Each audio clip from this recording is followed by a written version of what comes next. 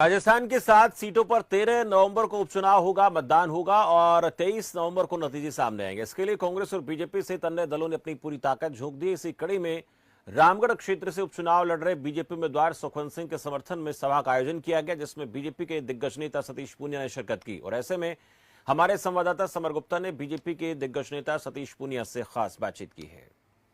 7 सीटों पर जिस तरह की तैयारी है, उसके लिए राजस्थान से जुड़े कद्दावर नेता सतीश पूनिया आज रामगढ़ आए हैं। रामगढ़ में किस तरह की भाजपा की रणनीति है, उसको लेकर हम चर्चा करेंगे और साथ ही जानेंगे कि उपचुनाव की 7 सीटों पर इस बार भाजपा का क्या रुख रहेगा। सबसे पहला सवाल, पिछली बार जिस तरह इस उपचुनाव से पूर्व इन 7 सीटों पर एक सीट पर भाजपा थी, अब बड़ा चैलेंज है, किस तरह आप करेंगे? क्योंकि आपने हरियाणा में भी जो कयास लगाए जा रहे थे उसको बिल्कुल पलट दिया, अब क्या रहेगा? जहां तक राजस्थान के उपचुनाव का सवाल है, एक सीट हमारी थी और बाकी सीटों पर कांग्रेस और दूसरे दल के लोग थे। लेकिन जो मिजाज अभी लगता है सभी सीटों का, खासतौर पर उपचुनाव के बारे में एक चीज कही जाती है कि सरकार के और सत्ता के साथ अक्सर लोग फैसला करते हैं, वो जायज भी है। केंद्र की सरकार और राज्य की सरकार, इन दोनों ही सरकारों के मार्फत हर व्यक्ति की मंशा रहती है कि अपने क्षेत्र का विकास हो। मुझे लगता है कि ये जो डबल इंजन की सरकार है, इसका असर इन 7 लोग विधानसभा क्षेत्रों पर है। उम्मीदवार उनसे बेहतर हैं, संगठन की ताकत हमारी उनसे ज्यादा उत्कृष्ट है, जो कैंपेन है उनसे हम लोग आगे हैं। अभी कांग्रेस का ये पता नहीं लग रहा है कि उनके चुनाव का संचालन कौन कर रहा है। मुझे लगता है कि पार्टी और सरकार दोनों मिलकर जिस तरीके की रणनीति बनाई है, मुझे पूरा भरोसा है कि हम अधिकांश उपचुनाव की सीटें जीतेंगे। सर, झुंझुनू सीट की बात की जाए, कहीं ना कहीं उसमें जातिगत आधार जोड़ा जा रहा है, जिस तरह कांग्रेस का उस पर प्रभाव रहा। अब किस तरह का बदलाव देखते हैं, क्योंकि उस पर सीट को लेकर भी बहुत महत्वपूर्ण कयास लगाए जा रहे हैं।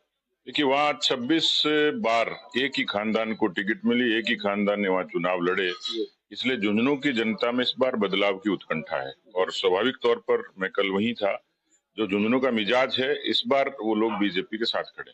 और बात की जाए अब रामगढ़ की, तो यहाँ पर भी कहा जा रहा है कि सिंपैथी का वोट कांग्रेस की तरफ जाएगा, लेकिन मिलनसारी के चलते भाजपा के प्रत्याशी भी काफी बढ़त ले सकते हैं। क्या लग रहा है आपको, जातिगत आधार काम करेगा? क्योंकि 3 बार चुनाव लड़ चुके हैं भाजपा से प्रत्याशी, तो कहीं अंदरूनी कोई घात ना हो जाए।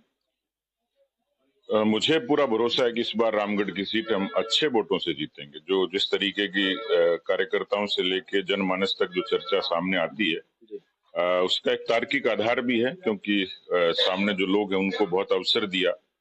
लेकिन भारतीय जनता पार्टी 36 कौम की पार्टी है और खास तौर पर उस क्षेत्र के विकास के लिए पूरे तरीके से प्रतिबद्ध है। कैंडिडेट जमीन से जुड़े हैं और उनका एक अपना आधार भी है, लोगों ने उनको स्वीकार भी किया है। और जब से उनकी घोषणा हुई है तो पार्टी को एक ऐज दिखती है कि पार्टी ने यहाँ बढ़त बनाई है।